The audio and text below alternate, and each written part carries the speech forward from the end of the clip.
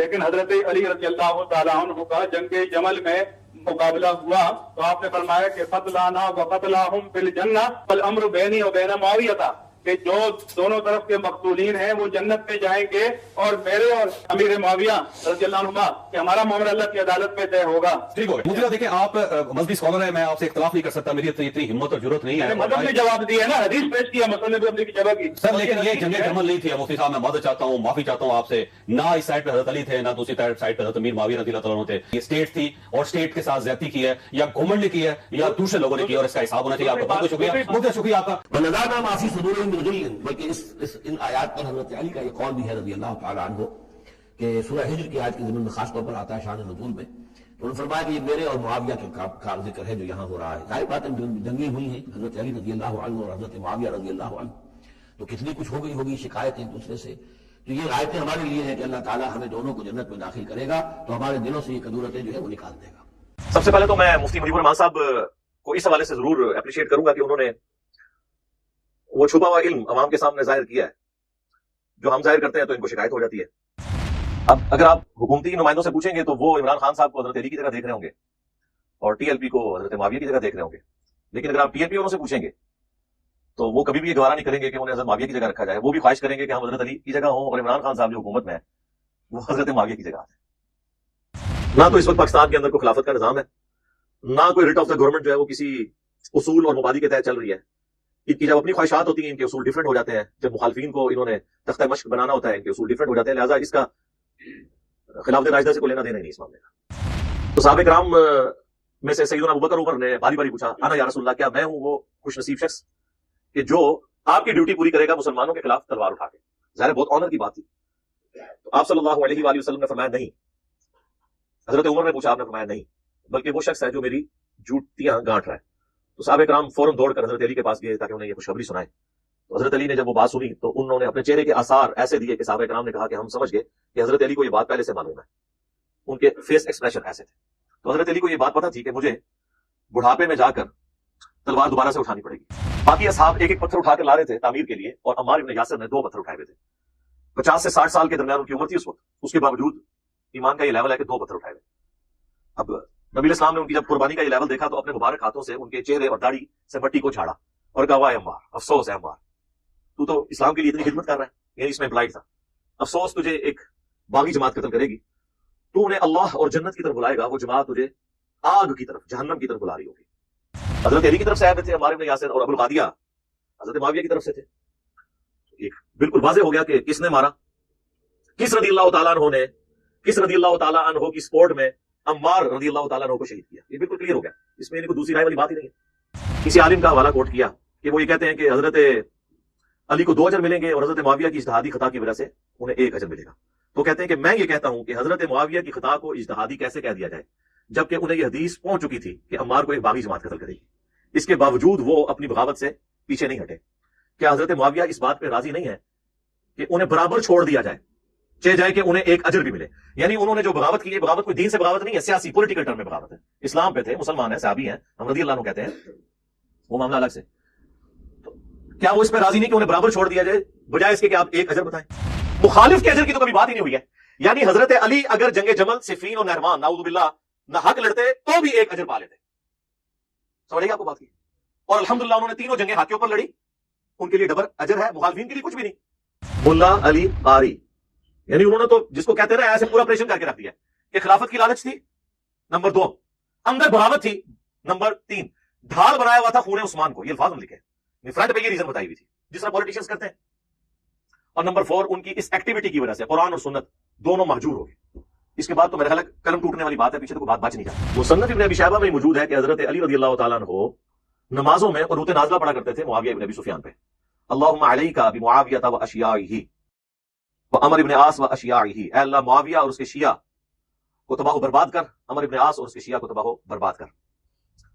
تو وہ انہوں نے کبھی ان کے معاملے میں لینینٹ رویہ اختیار نہیں کیا، اور یہ جنت میں تختوں پر بیٹھے ہوں گے آمنے سامنے، یہ میرے، طلحہ، زبیر اور عثمان بن عفان رضی اللہ عنہم اجمعین علیہم السلام اجمعین کے بارے میں، یعنی ان کو مولا علی نے معاف کر دیا۔ ہمارے بھی استاد ڈاکٹر اسرار صاحب رحمہ اللہ، اللہ ان کی غلطیوں سے درگزر فرمائے، انہیں اپنے نیک کاموں کا اجر دے، انہوں نے بیان قرآن کے اندر تفسیر میں نا حضرت معاویہ کا نام بھی بیچ میں ڈال دیا۔ ظاہر ہے وہ ایک جو بندیت ذہن سے جو بلٹ اپ ہوا ہوتا ہے تو اس میں وہ اپنی مرضی سے ڈال دیتے ہیں. انہوں نے کہا جی حضرت علی نے کہا کہ میرے اور معاویہ کے بارے میں یہ آیت ہے.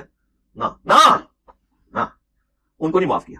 اور یہ بھی میں آپ کو بتاؤں جو انہوں نے مقتولین کا بھی بات کیا، اس کا یہ مطلب نہیں ہے کہ وہ نرم گوشہ رکھتے تھے. وہ بیسیکلی یہ کہنا چاہ رہے تھے کہ کسی بھی بغاوت کا جو سرغنہ ہوتا ہے نا وہ اصل میں مجرم ہوتا ہے. تو میں امید کرتا ہوں کہ ہمارے مقتولین اور جنگ صفین میں ہمارے مخالفین کے جو مقتولین ہیں وہ جنت میں جائیں گے. کیوں کہ ان کو تو کہانی کرائی گئی تھی کہ ہم قصاص عثمان لے رہے ہیں، تو بیچارے وہ مسچیف ہو گئے. پھر مقدمہ میرے اور معاویہ کے درمیان طے پائے گا. مراد یہ کہ میں معاویہ کا گریبان پکڑوں گا قیامت والے دن اللہ کی بارگاہ میں کہ اصل میں یہ بندہ ہے جس نے اپنے ساتھ لوگوں کو لگا کے تو میری خلافت کے خلاف خروج کیا. اب آپ کو سمجھ آئی؟ وہ کہتے ہیں جی عمر بن عبدالعزیز نے خواب دیکھا. دیکھو جب قرآن و سنت واضح موجود ہے تو خوابوں کے اوپر کھڑے ہوئے گے جی قیامت کا دن ہے.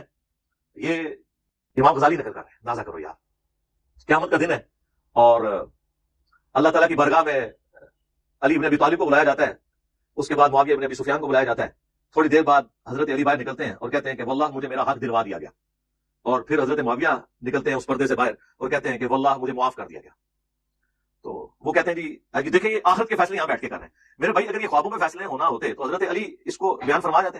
اور پھر اس سے بڑھ کر جب نبی اسلام فرما رہے ہیں کہ مال کو باغی جماعت قتل کرے گی وہ انہیں اللہ اور جنت کی طرف بلائے گا، وہ جماعت جہنم کی طرف بلائے گی، تو اللہ کے نبی کو یہ خواب کو دکھا دیا جاتا کہ آپ اس کو اپنی زندگی میں کنکلوڈ کر کے چلے جائیں، پیچھے امت نے لڑنا ہے تو آپ اپنے ہاتھوں سے یہ مسئلہ حل کر کے جائیں. یہ اتنے سادہ معاملات نہیں ہیں، خام خواہ کسی کی وکالت کرنے کی ضرورت نہیں. السلام علیکم ورحمۃ اللہ وبرکاتہ. لا حول ولا قوة الا باللہ. حسبنا اللہ ونعم الوکیل. یا حی یا قیوم برحمتک استغیث. لا الہ الا انت سبحانک انی کنت من الظالمین. اللہم صل علی محمد وعلی آل محمد. ہاں جی، یہ سوال ہے مفتی منیب الرحمان صاحب نے مشہور صحافی جاوید چودھری صاحب کے پروگرام کل تک میں ایکسپریس نیوز پر ٹی ایل پی اور گورنمنٹ کے درمیان تصادم میں شہید ہونے والوں کو جنگ صفین کے مقتولین سے تشبیہ دی اور دلیل کے طور پر مصنف ابن ابی شیبہ سے حضرت علی کا قول بھی پیش کیا. اس پر اینکر پرسن نے گھبرا کر گفتگو کا رخ بدل دیا اور مفتی صاحب کی لائن کاٹ دی. اس حوالے سے آپ کا کیا موقف ہے؟ میں نے یہ ویڈیو کلپ دیکھا جی. سب سے پہلے تو میں مفتی منیب الرحمان صاحب کو اس حوالے سے ضرور اپریشیٹ کروں گا کہ انہوں نے وہ چھپا ہوا علم عوام کے سامنے ظاہر کیا ہے. جو ہم ظاہر کرتے ہیں تو ان کو شکایت ہو جاتی ہے. ظاہر ہے کہ آج کے اس ماڈرن دور میں بھی ہم نے گائیڈ لائنز تو قرآن و سنت سے لینی ہے، صحابہ کرام علیہم رضوان کے افعال اور اعمال سے لینی ہے. اس سے بڑھ کر ہمارے پاس کوئی رول ماڈل نہیں ہے کہ ہم ان کو پیش کر سکیں. صحابہ کرام ظاہر ہے پریکٹیکلی اس طرح کی سچویشن سے گزرے تھے. اس حوالے سے تو یہ خوشائن چیز ہے مفتی صاحب کا اس ایگزامپل کو کوٹ کرنا. لیکن اس حوالے سے ہمیں ان سے گلہ ہے کہ انہوں نے اس کو جس حوالے سے پیش کیا ہے وہ وہاں پہ اس طریقے سے بنتا نہیں ہے. کیونکہ اگر ہم ان کی اس بات کو ٹھیک مان لیں تو یہ آپس میں دونوں پارٹیاں یہ ڈیسائیڈ ہی نہیں کر سکیں گی کہ کون حضرت علی کی جگہ کھڑا ہے اور کون حضرت معاویہ کی جگہ کھڑا ہے. انہوں نے مصنف ابن ابی شیبہ کی وہ حدیث موقوف کوٹ کی. مصنف ابن ابی شیبہ جو ہے نا جی، یہ روئے ارض پہ سب سے بڑا احادیث اور صحابہ کے آثار کا مجموعہ ہے. آلموسٹ 40,000 کے قریب احادیث اور صحابہ کرام کے آثار اس کے اندر موجود ہیں. اردو زبان کے اندر ٹرانسلیٹ ہو کے مصنف ابن ابی شیبہ آ چکی ہے 11 جلدوں میں. ہمارے پاس یہاں پہ اکیڈمی میں رکھی بھی ہوئی ہے. اس کا جو آخری چیپٹر ہے اس کا نام ہے کتاب الجمل، اور اس میں پھر 3 سب چیپٹرز ہیں. سیدہ عائشہ، طلحہ اور زبیر رضی اللہ عنہم اجمعین کے قافلے کے حوالے سے جنگ جمل کا، دوسرا چیپٹر جنگ صفین کے حوالے سے ہے، اور تیسرا چیپٹر اس کے اندر جنگ نہروان جو خوارج کے خلاف لڑی گئی اس کے حوالے سے ہے. وہ چیپٹر ہم نے الگ سے بھی اپنی ویب سائٹ ahlsunnatpak.com پہ رکھا ہوا ہے، جسے شوق ہو تو وہ اسے دیکھ سکتا ہے. اس میں یہ روایت بھی موجود ہے کہ جب سیدنا علی سے جنگ صفین جو حضرت معاویہ رضی اللہ تعالیٰ عنہ کی سیاسی بغاوت کو کچلنے کے لیے حضرت علی کو مجبوراً لڑنی پڑی. اس جنگ میں جو مقتولین تھے ان کے اخروی انجام کے بارے میں پوچھا گیا کہ آخرت میں ان کا معاملہ کیا ہوگا، تو سیدنا علی نے فرمایا کہ میں اللہ سے امید کرتا ہوں کہ ہمارے مقتولین اور ہمارے مخالفین کے مقتولین جنت میں جائیں گے، اور پھر معاملہ میرے اور معاویہ کے درمیان اللہ کی بارگاہ میں جو ہے وہ ڈسکس ہوگا، پیش ہوگا. تو مفتی منیب الرحمان صاحب نے اس کو کوٹ کیا یہ ٹی ایل پی اور عمران خان صاحب کے اختلاف کے حوالے سے. لیکن حضرت علی رضی اللہ تعالیٰ عنہ کا جنگ جمل میں مقابلہ ہوا تو آپ نے فرمایا کہ قتلانا و قتلاہم فی الجنہ والامر بینی و بین معاویہ تھا، کہ جو دونوں طرف کے مقتولین ہیں وہ جنت میں جائیں گے، اور میرے اور امیر معاویہ رضی اللہ عنہ کہ ہمارا معاملہ اللہ کی عدالت میں طے ہوگا. ٹھیک ہو گیا. مجھے دیکھیں آپ مذہبی اسکالر ہیں، میں آپ سے اختلاف نہیں کر سکتا، میری اتنی ہمت اور ضرورت نہیں ہے. مذہب نے جواب دیا ہے نا، حدیث پیش کیا، مسئلے بھی اپنی جگہ کی. سر لیکن یہ جنگ جمل نہیں تھی مفتی صاحب، میں مدد چاہتا ہوں، معافی چاہتا ہوں آپ سے. نہ اس سائڈ پہ حضرت علی تھے، نہ دوسری سائڈ پہ حضرت امیر معاویہ رضی اللہ عنہ تھے. یہ اسٹیٹ تھی اور اسٹیٹ کے ساتھ زیادتی کی ہے یا گھمنڈ کی ہے یا دوسرے لوگوں نے کی، اور اس کا حساب ہونا چاہیے. آپ کا بہت بہت شکریہ. بہت شکریہ آپ کا. اب اگر آپ حکومتی نمائندوں سے پوچھیں گے تو وہ عمران خان صاحب کو حضرت علی کی جگہ دیکھ رہے ہوں گے اور ٹی ایل پی کو حضرت معاویہ کی جگہ دیکھ رہے ہوں گے. لیکن اگر آپ ٹی ایل پی والوں سے پوچھیں گے تو وہ کبھی بھی یہ گوارا نہیں کریں گے کہ انہیں حضرت معاویہ کی جگہ رکھا جائے. وہ بھی خواہش کریں گے کہ ہم حضرت علی کی جگہ ہوں اور عمران خان صاحب جو حکومت میں ہے وہ حضرت معاویہ کی جگہ آ جائے. یہ جو صورتحال ہے ٹی ایل پی والی، اس کے اوپر میری 2 ویڈیوز آ چکی ہیں، میرا موقف آپ کے سامنے ہے، اس کو دوبارہ سے ڈسکس کرنے کی ضرورت نہیں ہے. بہرحال یہ جنگ صفین والا جو ایشو ہے اس کی ایگزامپل اس حوالے سے یہاں کوٹ نہیں کی جا سکتی، معاملہ بہت ایمبیگوس ہے. سیدنا علی کی جو جنگیں ہیں ان کے پیچھے رسول اللہ صلی اللہ علیہ وآلہ وسلم کھڑے ہیں، احادیث کی سپورٹ حاصل ہے، قرآن حکیم کی کئی آیات اس پر گواہ ہیں جو کچھ انہوں نے ایکٹیویٹی کی. وہ تو نص قطعی سے چیز اسٹیبلش ہو چکی ہے. اس سے آپ ایگزامپل تو ضرور کوٹ کر سکتے ہیں، لیکن بالکل 100% اس طریقے سے اس کو بٹھانا یہ بہت مشکل کام ہے، خصوصاً اس طرح کی صورتحال کے اندر. نہ تو اس وقت پاکستان کے اندر کوئی خلافت کا نظام ہے، نہ کوئی ریٹ آف دا گورنمنٹ جو ہے وہ کسی اصول اور مبادی کے تحت چل رہی ہے.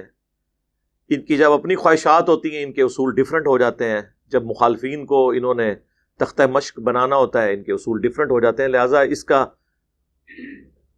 خلافت راشدہ سے کوئی لینا دینا ہی نہیں اس معاملے کا.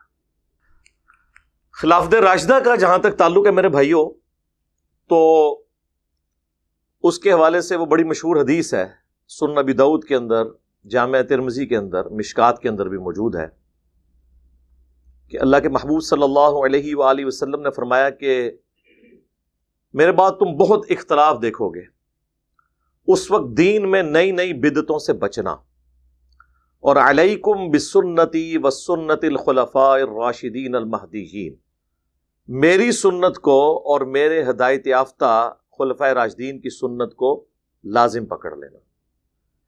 یعنی خلفائے راشدین کے جو مخالفین ہیں ان کو اللہ کے محبوب صلی اللہ علیہ وآلہ وسلم نے اہل البدع قرار دیا.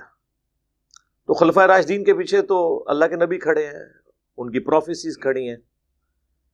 اس کی ایکسپلینیشن اس حدیث میں ہے جو ابو داؤد میں اور ترمذی میں موجود ہے کہ میرے بعد خلافت علی منہاج النبوہ 30 سال تک رہے گی، اس کے بعد ملوکیت ہو جائے گی.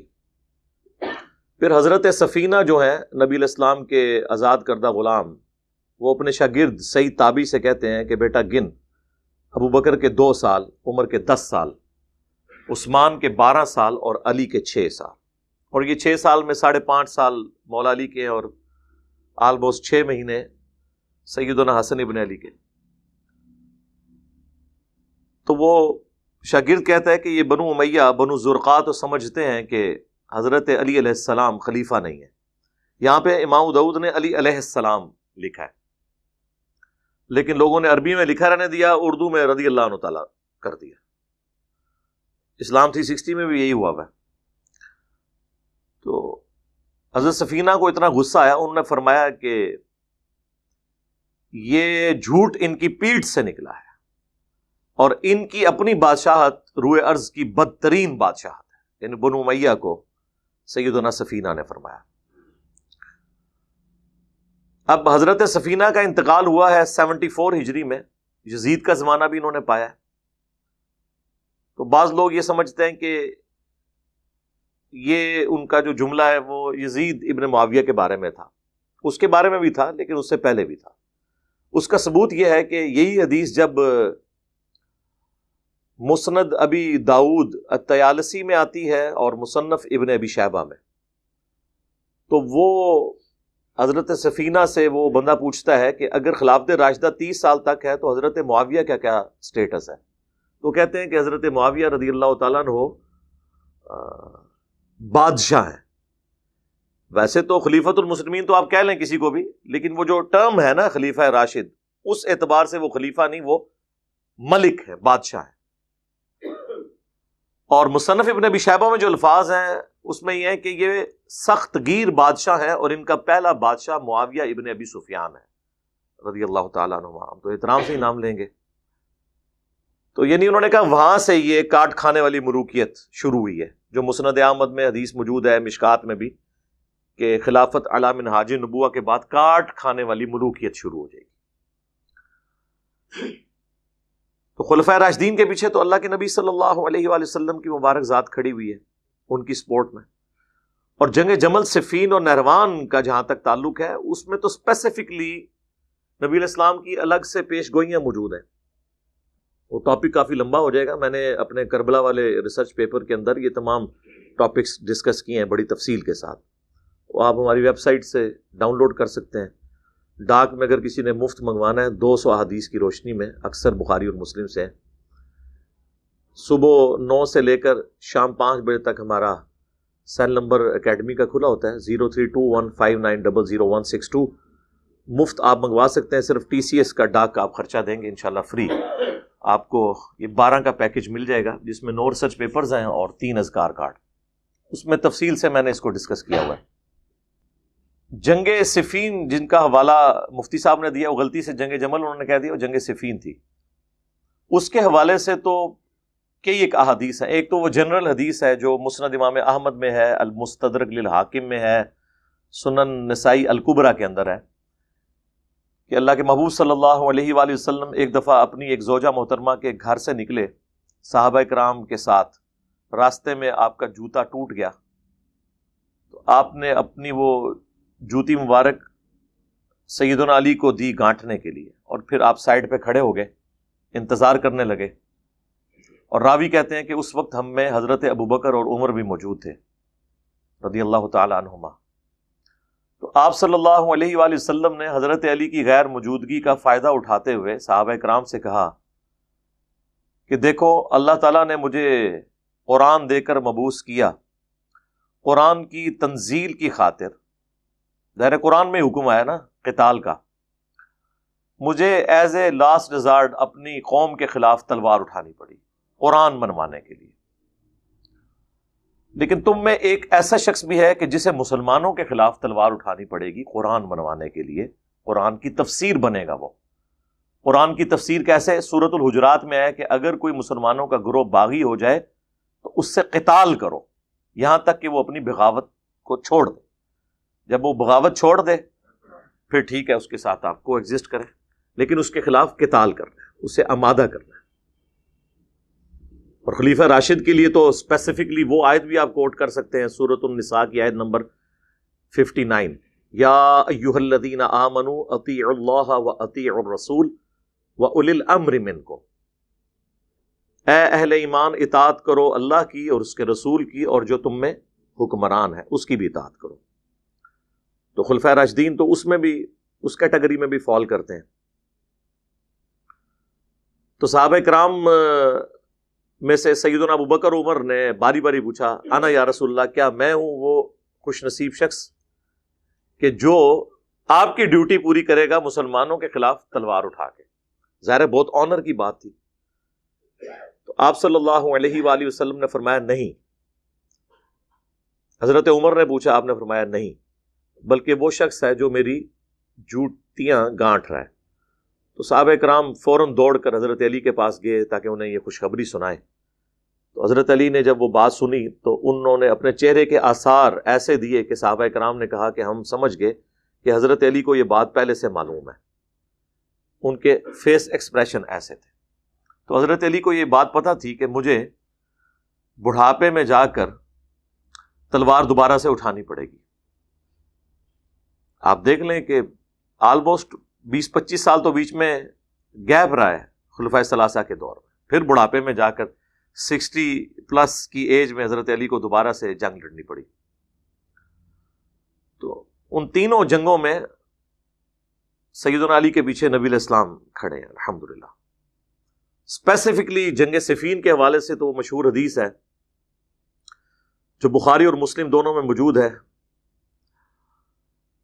کہ اکرمہ تابعی کہتے ہیں کہ ایک دن مجھ سے حضرت عبداللہ ابن عباس نے فرمایا اور اپنے بیٹے علی ابن عباس کو بھی ساتھ بھیجا، ابن عباس کے بیٹے کا نام بھی علی تھا، کہ جاؤ ابو سعید خدری کے پاس، ان سے جا کر ان کی حدیث سنو،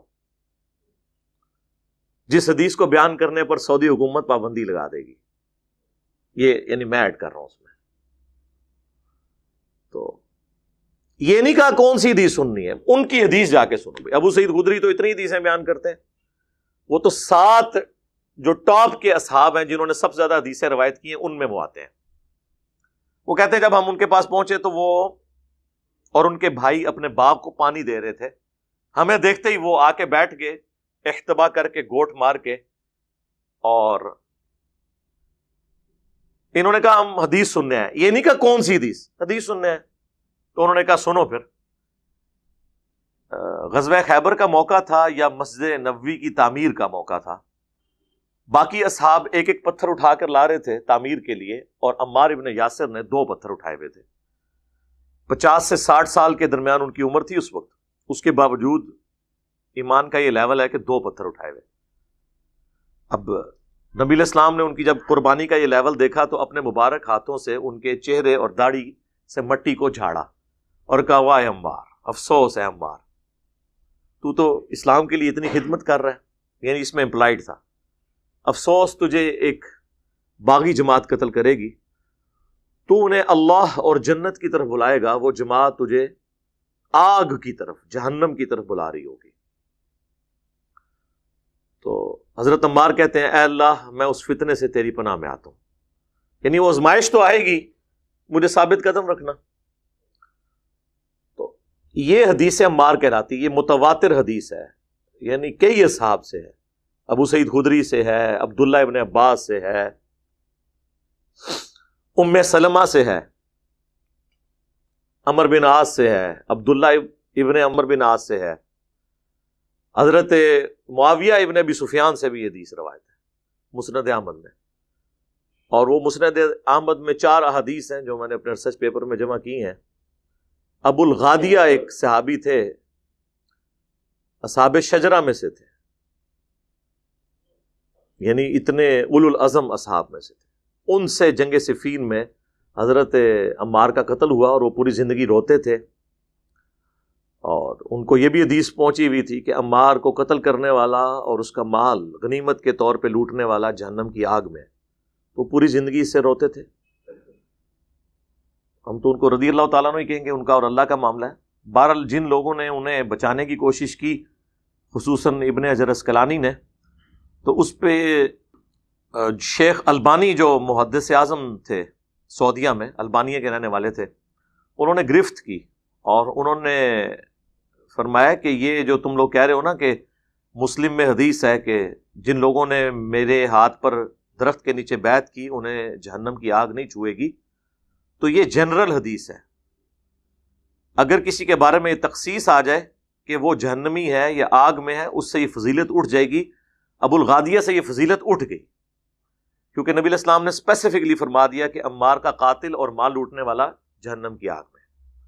تو ظاہر ہے وہ حضرت علی کی طرف سے آئے ہوئے تھے عمار ابن یاسر، اور ابو الغادیہ حضرت معاویہ کی طرف سے تھے۔ ایک بالکل واضح ہو گیا کہ کس نے مارا، کس رضی اللہ تعالیٰ عنہ نے کس رضی اللہ تعالی عنہ کی سپورٹ میں عمار رضی اللہ تعالیٰ عنہ کو شہید کیا. یہ بالکل کلیئر ہو گیا, اس میں یعنی کوئی دوسری رائے والی بات ہی نہیں ہے. تو حضرت عمار بن یاسر کی جو شہادت ہے نا, یہ آج تک لوگوں کے گلے میں اٹکی ہوئی ہے. لیکن میں بتاؤں آپ کو, پرانے محدثین جتنے بھی ہیں نا, وہ بالکل اس کے اوپر اپنے واضح کامنٹس لکھتے ہیں. وہ محدثین اور شارحین احادیث کے جن کو آج تمام مکاتب فکر کے لوگ عزت کی نگاہ سے دیکھتے ہیں, یعنی وہ میری ویڈیوز سے متاثر نہیں تھے. مثلاً پوری دنیا میں حنفیوں کے چند بڑے ائمہ جو ہیں, ان میں سے ایک علامہ بدر الدین عینی ہے رحمہ اللہ, المتوفا 855 ہجری, آج سے آلموسٹ 600 سال پہلے. تاریخ اسلام میں صحیح بخاری کی سب سے بیسٹ جو 2 شروحات لکھی گئی ہیں نا, ان میں سے ایک انہوں نے لکھی ہے. اور اسی زمانے میں انہی کے ہم اثر تھے ایک شافعی عالم, شافعی سے مراد مقلد نہیں, یعنی اسکول آف تھاٹ کو فالو کرنے والے, ابن حجر اسقلانی المتوفا 852 ہجری. انہوں نے فتح الباری لکھی, اور انہوں نے لکھی عمدۃ القاری, علامہ بدر الدین عینی نے. عمدۃ القاری میں انہوں نے اسی ٹاپک کے اوپر بحث کرتے ہوئے لکھا, کسی عالم کا حوالہ کوٹ کیا کہ وہ یہ کہتے ہیں کہ حضرت علی کو 2 اجر ملیں گے, اور حضرت معاویہ کی اجتہادی خطا کی وجہ سے انہیں 1 اجر ملے گا. تو کہتے ہیں کہ میں یہ کہتا ہوں کہ حضرت معاویہ کی خطا کو اجتہادی کیسے کہہ دیا جائے, جبکہ انہیں یہ حدیث پہنچ چکی تھی کہ عمار کو ایک باغی جماعت قتل کرے گی. اس کے باوجود وہ اپنی بغاوت سے پیچھے نہیں ہٹے. کیا حضرت معاویہ اس بات پہ راضی نہیں ہے کہ انہیں برابر چھوڑ دیا جائے, چاہے جائے کہ انہیں 1 اجر بھی ملے؟ یعنی انہوں نے جو بغاوت کی, یہ بغاوت کوئی دین سے بغاوت نہیں ہے, سیاسی پولیٹیکل ٹرم میں بغاوت ہے. اسلام پہ تھے, مسلمان ہیں, صحابی ہیں, ہم رضی اللہ عنہ کہتے ہیں, وہ معاملہ الگ سے. تو کیا وہ اس پہ راضی نہیں کہ انہیں برابر چھوڑ دیا جائے, بجائے اس کے کہ آپ 1 اجر بتائیں؟ اور یہ میں آپ کو بتاؤں, اجتہادی خطا والا بھی مسئلہ جو ہے, یہ ہم نے بھی اپنے پمفلٹ پہ لکھا, اس پہ میری کلیریفیکیشن بھی آ گئی تھی, اور وہ دعوت کی حکمت کے تحت ہم معاملات کو لے کے چل رہے تھے. پھر ہم نے بعد میں آہستہ آہستہ وہ چیزیں کھول کے بیان کرنا شروع کر دی. دیکھیں, اجتہادی خطا والی جو حدیث ہے وہ اس طرح ہے ہی نہیں ہے. آپ ذرا وہ حدیث تو کھول کر پڑھیں, صحیح بخاری اور صحیح مسلم دونوں میں حدیث ہے کہ اگر حاکم وقت اجتہاد کرے, یعنی پوری کوشش کے ساتھ کوئی ایک ڈیسیژن کرے, اور وہ ڈیسیژن قرآن و سنت کے مطابق ہو, تو اللہ تعالیٰ اسے 2 اجر دے گا. ایک اس کے اس ڈیسیژن کرنے کے اوپر اجر, دوسرا قرآن و سنت کے ساتھ موافقت کے اوپر. لیکن اگر وہ حکمران غلط ڈیسیژن کرے, 1 اجر پھر بھی اسے ملے گا, اگرچہ وہ غلط ہوگا. وہ اجر اس لیے ملے گا اس نے اپنی پوری کوشش کی. مخالف کے اجر کی تو کبھی بات ہی نہیں ہوئی ہے. یعنی حضرت علی اگر جنگ جمل, صفین اور نہروان نعوذ باللہ نہ حق لڑتے تو بھی 1 اجر پا لیتے. سمجھ آئیے آپ کو بات کی؟ اور الحمدللہ انہوں نے تینوں جنگیں حق کے اوپر لڑی, ان کے لیے ڈبل اجر ہے, مخالفین کے لیے کچھ بھی نہیں. تو اس کو بھی مس کوٹ کیا جاتا ہے. پھر ایک اور حنفی عالم ہے ملا علی قاری, جن کو آپ نے بڑا مشہور سنا ہوگا. 1014 ہجری میں وہ فوت ہوئے, آج سے آلموسٹ 400 سال پہلے. انہوں نے مشکات المصابیح کی شرح لکھی ہے, مرقاہ. پوری دنیا کے اندر یہ مشہور شرح ہے, اس سے بیسٹ شرح کسی نے نہیں لکھی. اس میں انہوں نے قتل عمار والی حدیث کے کانٹیکسٹ میں بہت سخت الفاظ لکھے ہیں. یقین کریں میں نے کبھی یہ لفظ نہیں بولے ہیں, لیکن ملا علی قاری کا نام بھی یہ وضو کر کے لیتے ہیں. اتنے بڑے وہ عالم ہیں, دیوبند اور بریلوی. ان کے بابے ہیں, اچھے والے بابے, برے والے بابے نہیں. تو وہ لکھتے ہیں کہ جب حضرت معاویہ کو یہ بات معلوم ہو چکی تھی کہ عمار کی شہادت ہو گئی ہے, تو انہیں چاہیے تھا کہ وہ فوراً سے پہلے اپنی بغاوت سے رجوع کرتے اور خلافت منفیہ یعنی فائدہ اٹھانے والی اس کی طلب چھوڑ دیتے. یعنی انہوں نے یہ کہا کہ یہ حضرت معاویہ خلافت کے اصول کے لیے حضرت علی سے لڑ رہے تھے. پھر انہوں نے اس کو کھولا ہے مزید. انہوں نے کہا کہ وہ باطن میں بغاوت چھپائے ہوئے تھے اور ظاہر میں خون عثمان کا سہارا لے رکھا تھا. یعنی وہ کہہ رہے تھے یہ حضرت عثمان کی جو شہادت کے بدلے والا تھا نا مسئلہ، یہ فرنٹ پہ انہوں نے ایک رکھا ہوا تھا لوگوں کی آنکھوں میں دھول جھونکنے کے لیے. ظاہر یہی کچھ ہوتا ہے نا، جب اندر کچھ اور باہر کچھ. میں منافق کا لفظ تو نہیں استعمال کرتا، لیکن یہ ملا علی قاری کیا لکھ رہے ہیں. وہ کہتے ہیں ان پر واجب تھا کہ وہ رجوع کر لیتے، لیکن کہتے ہیں افسوس انہوں نے اس معاملے میں اپنے اس سٹانس سے رجوع نہیں کیا، اور انہوں نے کہا کہ اس کا اینڈ رزلٹ یہ نکلا کہ قرآن اور سنت دونوں مہجور ہو گئے. یعنی قرآن کو بھی انہوں نے پس پش ڈال دیا اور سنت کو بھی پس پش ڈال دیا. اب یہ کتنے بڑے، یعنی کتنے گاڑے قسم کے فتوے ہیں. ہم نے تو کبھی یہ الفاظ نہیں بولے. یہ کون بول رہا ہے؟ ملا علی قاری. یعنی انہوں نے تو جس کو کہتے ہیں نا ایسے پورا آپریشن کر کے رکھ دیا کہ خلافت کی لالچ تھی، نمبر 2 اندر بغاوت تھی، نمبر 3 ڈھال بنایا ہوا تھا خون عثمان کو. یہ الفاظ انہوں نے لکھے ہیں. یعنی فرنٹ پہ یہ ریزن بتائی ہوئی تھی جس طرح پولیٹیشینز کرتے ہیں. اور نمبر 4 ان کی اس ایکٹیویٹی کی وجہ سے قرآن اور سنت دونوں مہجور ہو گئے. اس کے بعد تو میرا خیال ہے قلم ٹوٹنے والی بات ہے، پیچھے تو کوئی بات بچ نہیں جاتی. اتنے سخت الفاظ کے ساتھ انہوں نے جو ہے وہ اس مقدمے کو عوام کے سامنے پیش کیا. اس کے علاوہ بھی بہت کچھ میں نے کربلا والا ریسرچ پیپر میرے ٹیبل پہ ہی پڑھا ہوتا ہے ہر وقت. اس میں نے لکھ دیا ہے، جسے شوق ہے تو وہ پڑھ سکتا ہے. اس کے سامنے انشاءاللہ تعالی حقائق آ جائیں گے. اب یہ مفتی صاحب نے جو روایت بیان کی یہ مصنف ابن ابی شیبہ میں ہے، لیکن مصنف ابن ابی شیبہ میں صرف یہ روایت نہیں ہے کہ میں اللہ سے امید کرتا ہوں کہ ہمارے مقتولین اور ان کے مقتولین جنت میں ہوں گے اور مقدمہ میرے اور معاویہ کے درمیان طے پائے گا. مصنف ابن ابی شیبہ میں ہی موجود ہے کہ حضرت علی رضی اللہ تعالیٰ عنہ نمازوں میں قنوت نازلہ پڑھا کرتے تھے معاویہ ابن ابی سفیان پہ.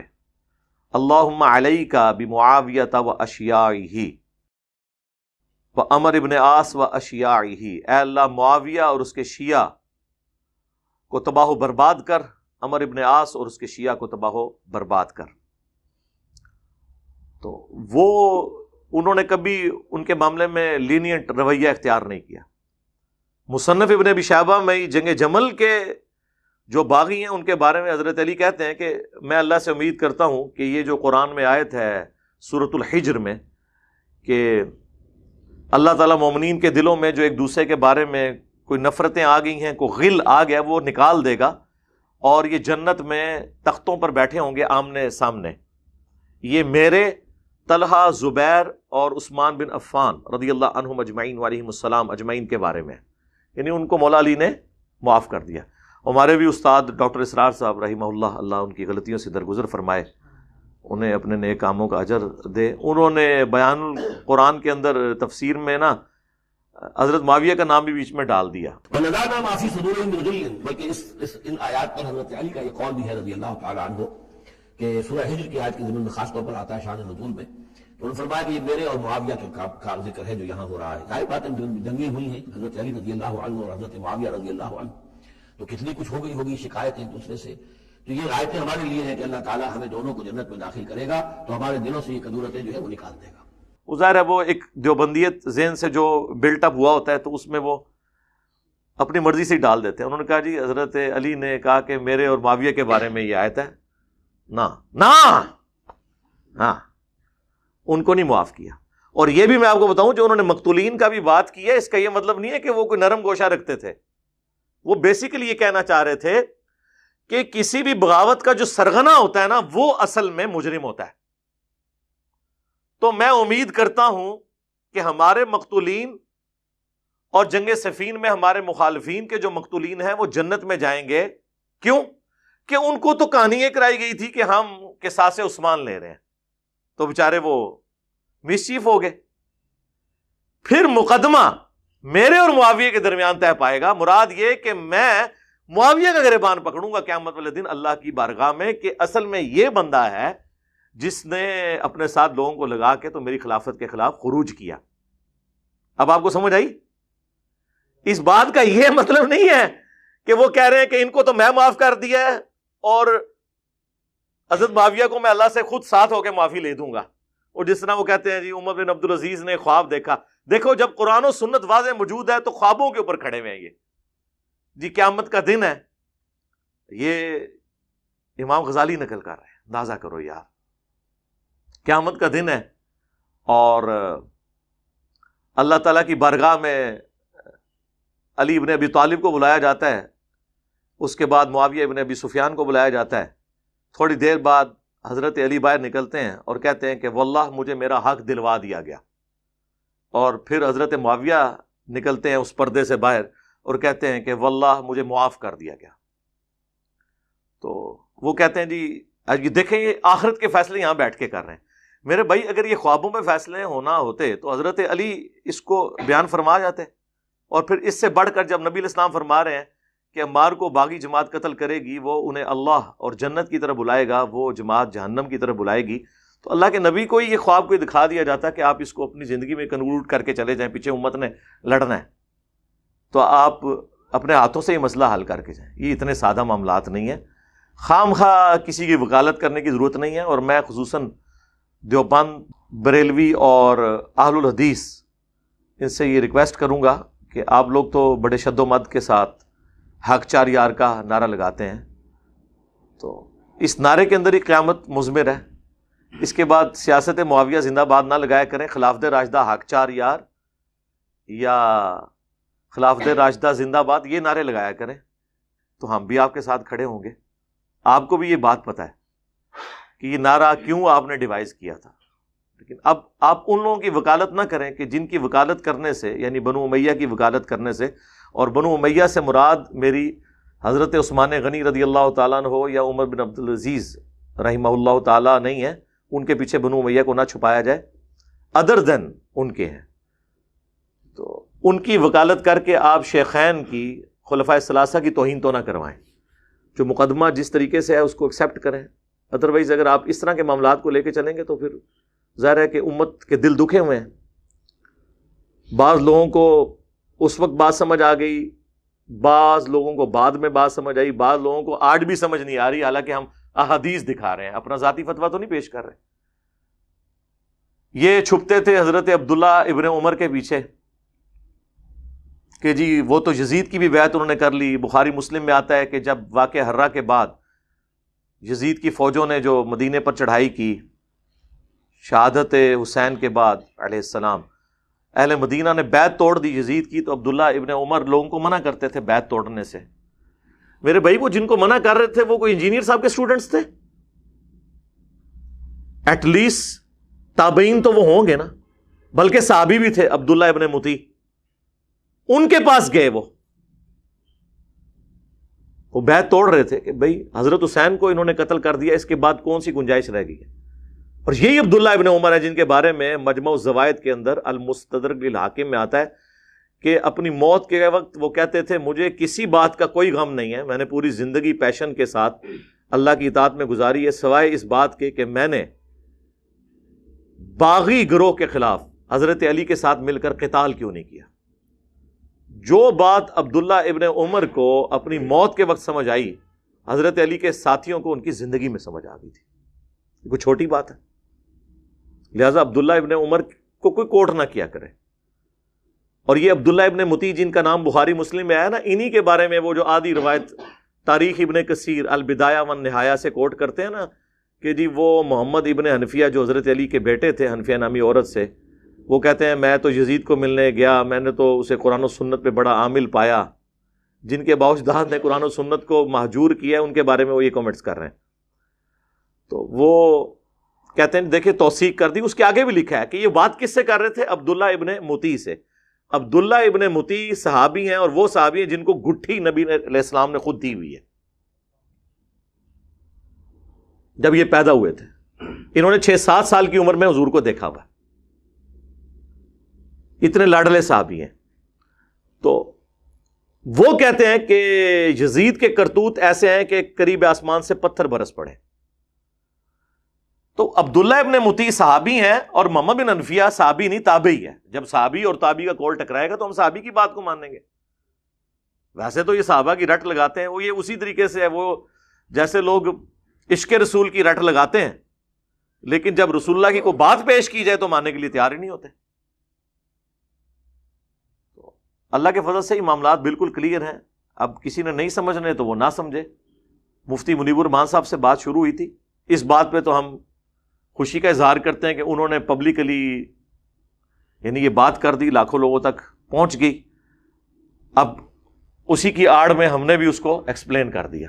کہتے ہیں نا یہ موضوع نہ بنایا کریں, تو جناب ابھی بھی میں نے موضوع نہیں بنایا, موضوع بنا ہوا تھا, اس کو ہم نے منطقی انجام تک پہنچایا ہے ویلیو ایڈیشن کر کے کہ خدا کے لیے مولا علی رضی اللہ تعالیٰ عنہ علیہ السلام کے پیچھے رسول اللہ کھڑے ہیں, ان کی احادیث کھڑی ہیں, ان کا کمپیریزن آپ آج کے حکمرانوں یا ان حکمرانوں کے مخالفین کے ساتھ اس کے ساتھ نہ کریں. ان کا اس سے معاملے سے کوئی لینا دینا نہیں ہے. ویسے آپ نے کوئی ورڈکٹ دینی ہے تو دیں. بہرحال وہ جاوید چودھری صاحب بھی اس کے اوپر کافی پریشان ہوئے, انہوں نے اس کو فوراً فون کال ہی کاٹ دی. ان کو یہ پتہ چل گیا کہ مصیبت کھڑی ہو جائے گی, لیکن مصیبت جو کھڑی ہونی تھی وہ ہو گئی. آپ کو پتہ ہے ہمارے لوگ تو وہ عقابی نظروں کے ساتھ بیٹھے ہوتے ہیں. میں نے تو دیکھا ہی نہیں تھا, مجھے تو لوگوں نے کہا جی آ گیا جی جناب کلپ, تو کام جناب چکنا ہے ساڑی طرف سوال پاؤ. ٹھیک ہے جی, پاؤ سوال تاکہ لوگوں کے سامنے سارے معاملات آ جائیں. درود شریف پڑھیں. اللہم صلی علی محمد وعلی آل محمد واصحاب محمد اجمعین الی یوم الدین.